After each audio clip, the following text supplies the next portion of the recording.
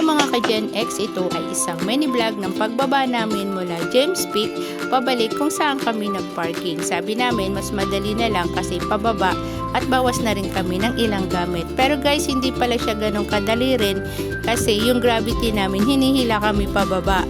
Isang factor na rin dahil hindi kami sanay sa hikings. Pero guys, wala kaming regret sa pagbisita namin sa James Peak kasi napakaganda ng lugar, presko ang lugar at ang city lights sa gabi amazing.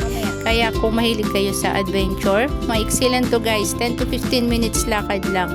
Bisitahin nyo yung James Peak at makikita nyo, ma-experience nyo ang na-experience namin doon.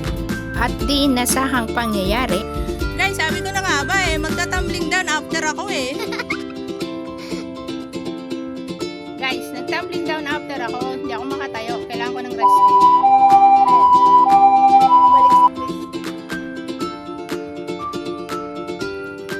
Ito yung actual demonstration ng gravity. Wow! Ay, shoutout muna sa inyong dalawa. Anong pangalan mo? Ito po. Ha? Yay! Ikaw? So guys, yun ang dalawa tumulong sa amin magbuhat. Mula din sa taas. Ayun, ito din naman yun. Okay.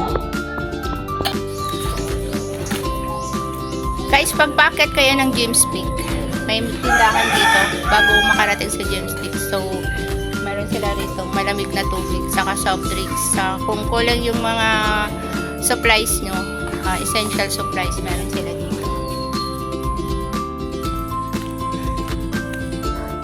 Sa mga campers na hanap ay adventure, talagang pwedeng-pwede kayo rito sa Antipolo. Tingnan nyo na lang. So, bibit-bitin nyo yung mga gamit nyo. Eh, pag pumunta kayo rito, basic camping tools yung talagang kailangan nyo din.